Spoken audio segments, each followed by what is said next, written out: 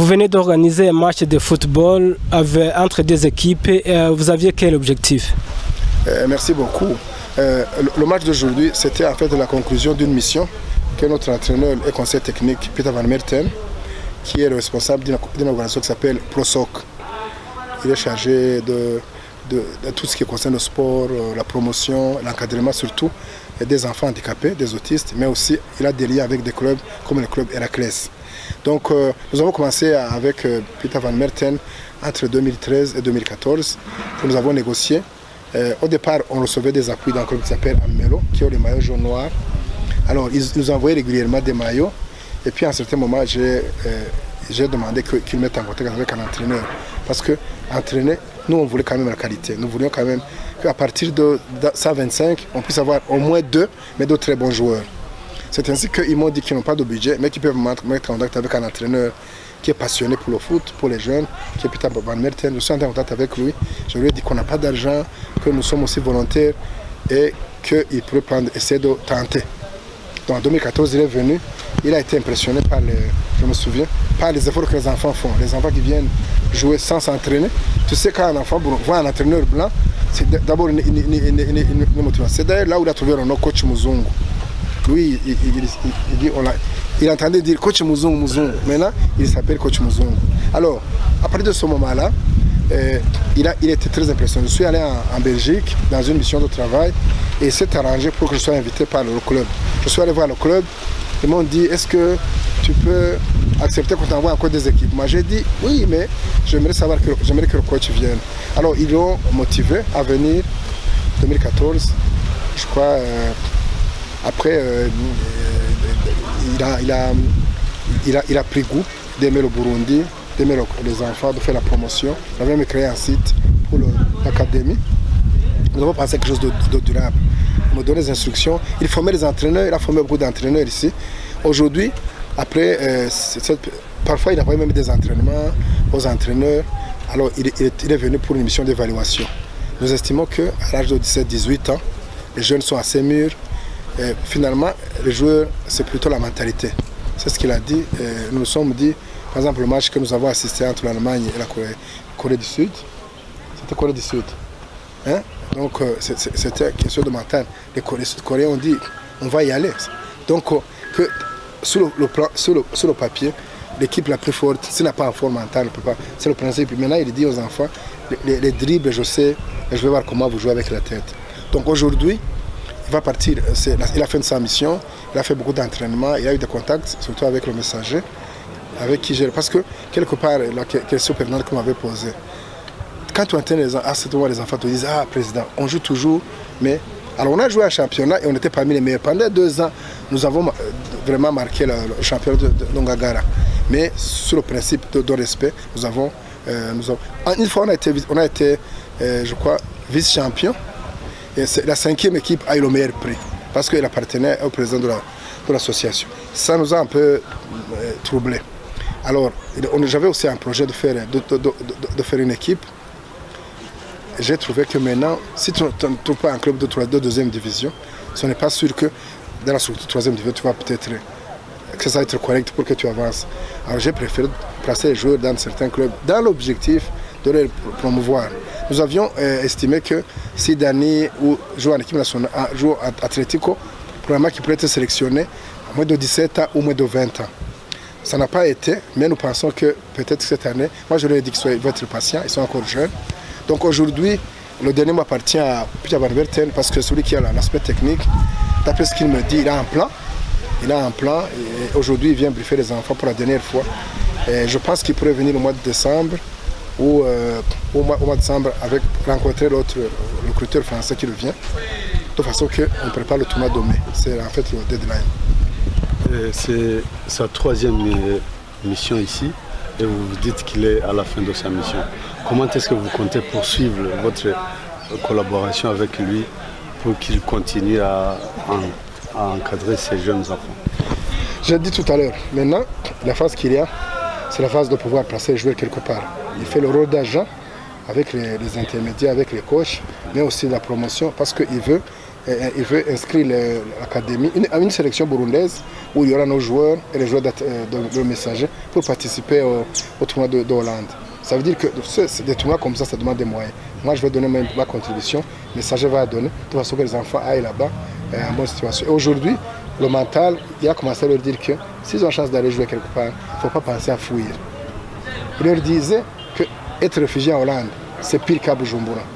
Il leur disait que la situation, que ce n'est pas bon, qu'il ne faut pas venir penser que tu vas fuir et devenir nos joueurs. Mais aller là-bas jouer bien, de façon que les équipes te préfèrent et demain reviennent te solliciter. Et quelle est la différence entre les enfants qui évoluent dans une école de football et avec ceux qui n'évoluent pas dans une école de foot? Voilà, la différence c'est la discipline. La discipline, ça veut dire qu'à partir de l'âge, je me souviens qu'il y a des trucs qu'ils ont appris quand ils avaient 10 ans. À l'entraînement, quand ils arrivent, quand le coach n'est pas là, ils s'échauffent eux-mêmes, ils attendent que le coach vienne. Ils ne peuvent pas dire on est fatigué, ils doivent faire jusqu'au bout. Et puis aussi, ils ne doivent pas réclamer. Quand ils jouent sans arbitre, il n'y a pas de problème. Donc, c'est une sorte d'éducation, de self-control qu'on leur donne. J'ai donné des preuves, les enfants leur donnent l'argent, ils refusent. Alors que, parce qu'ils disent de toute façon, si on prend l'argent et que le président nous chasse, l'argent va finir, mais le président est là-bas. Donc le club les aide, ça c'est une très bonne chose. Et puis on paie les études. Donc les parents le savent, on paie les frais scolaires, ils sont dans des écoles privées et nous avons les reçus et les parents savent que nous payons pour eux. Donc c'est une très bonne chose. En termes d'éducation, il y a des cas, des équipes le sollicitent. En ce moment, il y a un club qui a, par le touchement d'un entraîneur, ils ont dit qu'ils avaient préparé une nationale qui va aller jouer en Angola. Ils ont pris carte de mes joueurs, ils s'entraînaient en centre technique. À la fin, ils ont demandé au coach, on s'entraîne pourquoi? Il a dit, on va s'entraîner c'est pour un club. C'est un club qui est fait à Bujumbura. C'est pour un club. Alors, ils ont refusé, ils ont dit non, nous jouons dans une académie. Et puis c'est le président qui nous dit où on va travailler. Donc ils ont déjà prouvé mentalement. D'autres qui n'ont pas été disciplinés comme le gardien de Lydia Ridic. C'est là, ils ont mis l'argent devant, où on te donne 100 000 francs, tu oublies. Après, quand l'argent termine, tu penses que tu as signé, tu as fait des trucs. Donc ça veut dire que parfois tu réussis, mais l'éducation, tu sais, même les joueurs de haut niveau, parfois tu peux trouver qu'un joueur n'est pas éduqué. Donc c'est ça la différence, l'éducation qui vient à la base. Dernière question. La plupart des écoles de foot en Afrique, ils forment des joueurs pour les faire vendre en Europe. Je poserai cette question à vous, si c'est votre objectif ou bien c'est pour former. En fait, si je vous dis où j'ai eu l'idée de créer l'école de football, c'était en 1994. Moi j'étais en Côte d'Ivoire pour plus d'un mois et j'étais à l'hôtel Golf. Il y a beaucoup de joueurs ivoiriens que j'ai d'anciens joueurs, comme Abdoulaye Traoré, Sekou Bamba, Yaya non pas Yaya Touré, c'était Akwakwame.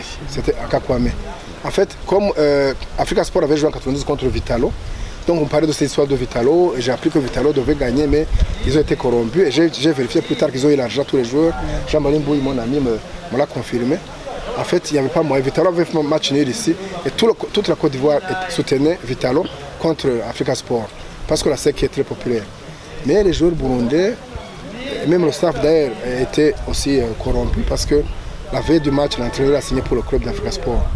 Ça veut dire que l'équipe, avant la finale, le club a acheté l'entraîneur. Donc c'était normal. Donc à partir de là, j'ai rencontré Jean-Marc Guéhou, qui entraînait la SEC Mimo. Moi j'ai vu les Yaya Touré venir.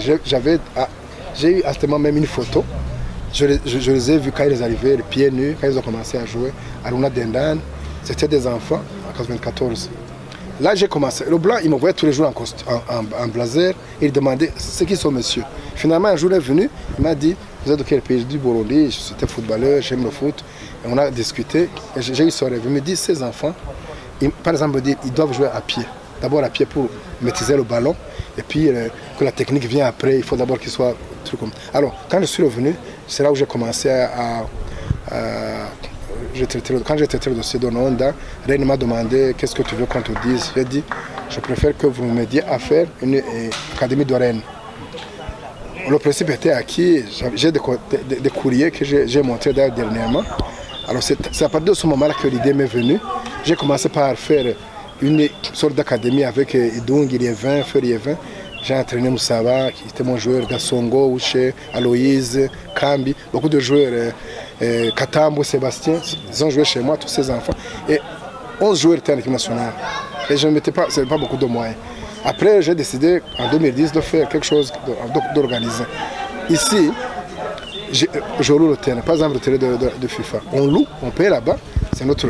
Nous avons quand même du temps là-bas.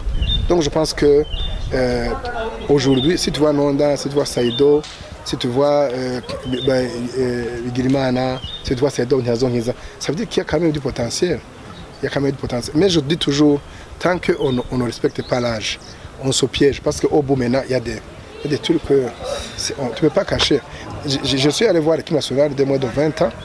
Vous avez appris qu'on est parti avec le coach pour les motiver. Je leur ai raconté l'histoire, comment on a gagné contre le Sénégal en 99. On a battu le Sénégal 1-0. On a fait presque jeu égal avec le Nigeria.